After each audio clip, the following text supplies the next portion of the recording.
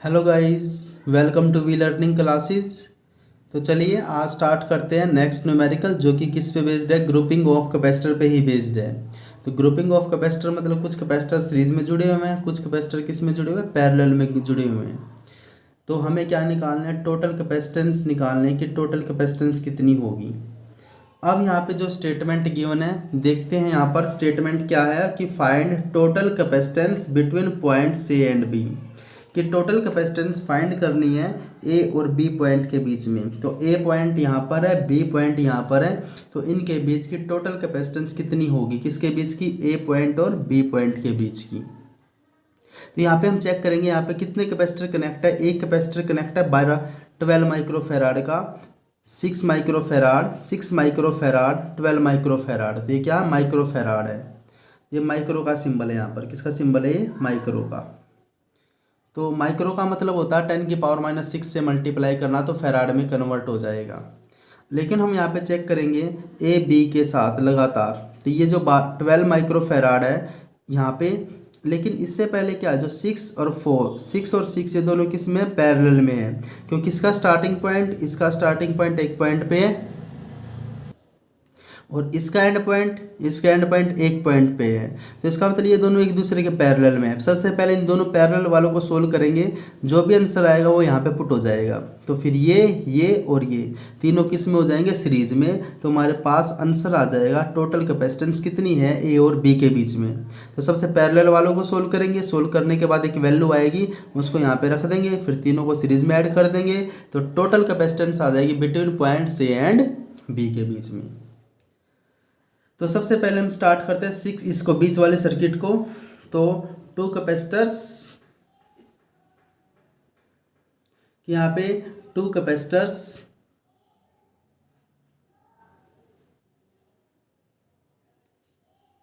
Six microfarad are connected in parallel. सबसे पहले इनको सोल्व करेंगे, किसमें कनेक्ट है, कनेक्टेड इन पैरेलल में। तो यहाँ पे कि पैरेलल में क्या होता है, डायरेक्ट वैल्यू ऐड होती है। तो यहाँ पे पैरेलल के लिए डायरेक्ट वैल्यू क्या आ जाएगी, C P is equal to 6 plus के 6 इज इक्वल टू 12 माइक्रोफेराड। तो हमारे पास टोटल वैल्यू कितनी आ चुकी है, 12 माइक्रोफेराड आ चुकी है, दोनों को पैरेलल में ऐड करने के बाद। तो हमारे पास 12 माइक्रोफेराड अभी यहाँ पे आ जाएगा, तो तीनों किस में होंगे, सीरीज में होंगे। तो उसके बाद तीनों कैपेसिटर्स किस में है, यहाँ पर तीनों कैपेसिटर्स यहाँ पर किस में, सीरीज में है। और कैपेसिटर में क्या होता है, रिवर्स होके वैल्यू ऐड होती है, उल्टी होके वैल्यू ऐड होगी। तो सीरीज के लिए क्या आ जाएगा, यहाँ पे 1/CS आ जाएगा। तो ये कितनी थी, 12 थी, तो 1/12। इन दोनों को सोल्व करने के बाद भी 12 आया, तो फिर प्लस 1/12, और लास्ट में भी कितनी है, इसका भी 1/12। तो यहाँ पे इनका एलसीएम लेंगे, तो एलसीएम यहाँ पे कितना आ जाएगा, 12 आ जाएगा। 12 से 12 कैंसिल हो जाएगा, ऊपर क्या आ जाएगा 1 प्लस 1 प्लस 1। तो हमारे पास 1/CS की वैल्यू कितनी आ जाएगी, 3/12। इसको इससे कैंसिल करेंगे, कितना आ जाएगा 1/4। तो हमारे पास जो 1/CS की वैल्यू आई है वो कितनी आई है, 1/4 आई है। तो हमें किसकी वैल्यू चाहिए, हमें तो CS की वैल्यू चाहिए। तो इसको क्या कर देंगे, पलट देंगे। तो पलटने के बाद यहाँ पे CS आ जाएगा, और यहाँ पे कितना हो जाएगा, 4 हो जाएगा, और किस में आ जाएगा, माइक्रोफेराड में। तो यहाँ पर टोटल कैपेसिटेंस कितनी हो जाएगी, 4 माइक्रोफेराड। तो ये क्या आ जाएगा, इसका आंसर आ जाएगा यहाँ पर कि ए और बी के बीच की जो टोटल कैपेसिटेंस है वो कितनी है। तो चलिए नेक्स्ट न्यूमेरिकल देखते हैं। इसकी स्टेटमेंट क्या है, if C1 3 picofarad, C2 2 picofarad. तो हम यहाँ पे सर्किट डायग्राम देखेंगे सबसे पहले, जो यहाँ पर डायग्राम गिवन है। तो हमें ए और बी के बीच में टोटल कैपेसिटेंस फाइंड करने हैं। ए और बी के बीच की क्या फाइंड करने हैं, टोटल कैपेसिटेंस। किसके बीच की, ए की और बी के बीच की। लेकिन हम यहाँ पे चेक करेंगे कि ये जो हमारे कैपेसिटर कितने हैं, ये कैपेसिटर C1 है, C1 है, C1 है, C1 है, ये क्या C2 है, ये क्या C2 है। तो यहाँ पे क्या है, 4 कैपेसिटर्स तो C1 है। तो यहाँ पर क्या है, 4 कैपेसिटर तो C1 है, और 2 कैपेसिटर क्या है, यहाँ पे C2 है। तो जो 4 कैपेसिटर C1 है उनकी वैल्यू कितनी यहाँ पे, 3 पिकोफेराड है, और जो C2 कैपेसिटर है उसकी वैल्यू कितनी यहाँ पे, 2 पिकोफेराड है। कि चार जो capacitor C1 C1 C1 C1 C1 इनकी तो 3 पिको फेराड वैल्यू है और जो C2 है उसकी कितनी है 2 पिको फेराड है। तो सबसे पहले हम यहाँ पे सर्किट को सोल्व करेंगे कि सर्किट कैसे सोल्व करनी है। ए बी के बीच में निकालनी है तो लास्ट में ए बी पॉइंट तक लास्ट में आएंगे। सबसे पहले जहाँ से क्लोज है वहाँ से स्टार्ट करना शुरू करेंगे। तो हम यहाँ पे चेक करेंगे कि ये C1 ये C2, इस C1 के एंड पॉइंट से C2, इसके एंड पॉइंट से C1, ये तीनों कैपेसिटर्स क्या है सीरीज में है। ये C1 C2 और C3 किस में तीनों सीरीज में है। इन तीनों को सोल्व करने के बाद इसका स्टार्टिंग पॉइंट यहाँ पे, इसका एंड पॉइंट यहाँ पे, तो इसके स्टार्टिंग पॉइंट से इसका स्टार्टिंग पॉइंट, इस कम्बिनेशन का जो एंड पॉइंट था उसके एंड पॉइंट से इसका एंड पॉइंट, तो तीनों कैपेसिटर्स किस में होंगे सीरीज में होंगे। फिर ये कैपेसिटर इनके साथ किस में होगा तीनों के साथ। तीनों को सोल्व करने के बाद जो वैल्यू आएगी उसके साथ C2 किस में होगा पैरेलल में होगा। फिर हम क्या करेंगे, जो हमारी वैल्यू आएगी C1 C2 C1 तीनों सीरीज में होने के बाद ये उनके साथ पैरेलल में ऐड हो जाएगा और उसको सोल्व करने के बाद हमारी जो वैल्यू आएगी, चारों को सोल्व करने के बाद जो वैल्यू आएगी वो यहाँ पे आ जाएगी। फिर क्या होगा, हमें ए बी के बीच में फाइंड करना, तो ये तीनों कैपेसिटर्स किस में हो जाएंगे फिर सीरीज में। तो सर्किट को यहाँ पर ऐसे सोल्व करना है कि 1 2 3 इन तीनों को रखना है सीरीज में। फिर ये तीन सीरीज में हो गए तो इसके साथ किस इनका स्टार्टिंग पॉइंट, इसका स्टार्टिंग पॉइंट, इन तीनों के कम्बिनेशन का एंड पॉइंट, इसका एंड पॉइंट एक पॉइंट पे है। इन तीनों के कम्बिनेशन का सीरीज में होगा, फिर इसके साथ पैरेलल में होगा। इन चारों को सोल्व करने के बाद जो आंसर आएगा वो यहाँ पे पुट हो जाएगा। तो हमें ए और बी के बीच में फाइंड करना, तो ये लगातार तीनों चलेंगे, इसके एंड पॉइंट से ये, इसके एंड पॉइंट से ये, तो तीनों फिर किस में हो जाएंगे सीरीज में। तो हमारे पास टोटल कैपेसिटेंस आ जाएगी ए और बी पॉइंट के बीच में। तो सबसे पहले हम तीनों को सोल्व करते हैं C1 C2 और C1 को। तो C1 C2 को तीनों किस में सीरीज में हैं, तो तीनों किस में यहाँ पे सीरीज में हैं। तो सीरीज के लिए यहाँ पे क्या लगाएंगे 1/s। तो यहाँ पे क्या आता है सीरीज में उल्टे जुड़ते हैं तो 1/CS।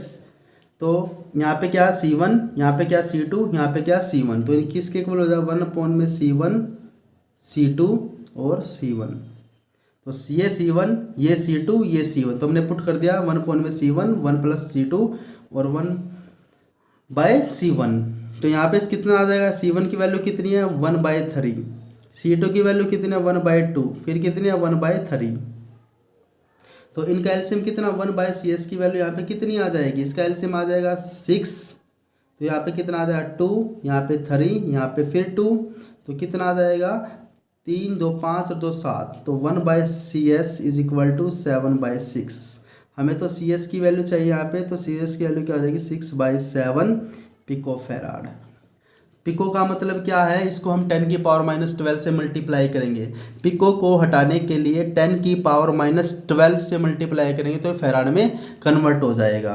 तो हमारे पास CS की वैल्यू आ चुकी है। इसको तीनों को सोल्व करने के बाद हमारे पास CS की वैल्यू 6/7 पिको फेराड आ चुकी है। अब ये 6/7 इसके साथ C2 के साथ, ये 6/7 इस C2 के साथ किस में है पैरेलल में है। तो हम इसको साथ सोल्व करेंगे। उसके बाद हमारे पास क्या निकालेंगे, CP निकाले, पैरेलल में डायरेक्ट वैल्यू ऐड होती है। तो हमारे पास ये और ये तीनों को सोल्व करने के बाद वैल्यू कितनी आ चुकी है CS आ चुकी है। और इसमें क्या ऐड करना है, पैरेलल में है तो C2 क्या होगा डायरेक्ट ऐड हो जाएगा पैरेलल में C2। तो इस तीनों का जो रिजल्ट आया था ये इसके साथ ही पैरेलल में आ जाएगा। तो कितना आ जाएगा, CS हमारे पास 6/7 था और C2 की वैल्यू हमारे पास कितनी थी 2 थी। तो इनका एलसीएम लेंगे यहाँ पर, तो कितना आ जाएगा 7 6 + के 14, तो कितना आ जाएगा 20/7 पिको फेराड। तो हमने क्या किया, तीनों को सीरीज में सोल्व करके इसके साथ पैरेलल में कनेक्ट करके हमारे पास टोटल आंसर कितना आ चुका है 20/7 पिको फेराड आ चुका है, 20/7 पिको फेराड। तो ये वैल्यू हमारी अब यहाँ पे आ जाएगी 20/7 पिको फेराड। अब हमारे पास ये और जो CP की वैल्यू आई उसको यहाँ पे पुट करेंगे, ये और C1 तीनों क्या होंगे सीरीज में होंगे। तो ये और ये C2 हमने इसको सोल्व कर चुके चारों को, उसके लिए हमारे पास CP आ चुकी है तो वो 20/7 यहाँ पे आ जाएगा।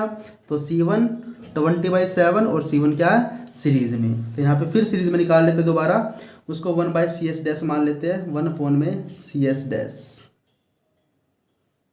तो C1 की वैल्यू कितनी थी 3, तो 1/3, इसको हमने सोल्व किया सीपी की वैल्यू कितनी थी 20/7, इसको पलट के लिखेंगे 7/20 प्लस इस C1 की वैल्यू दोबारा से कितनी है 1/3।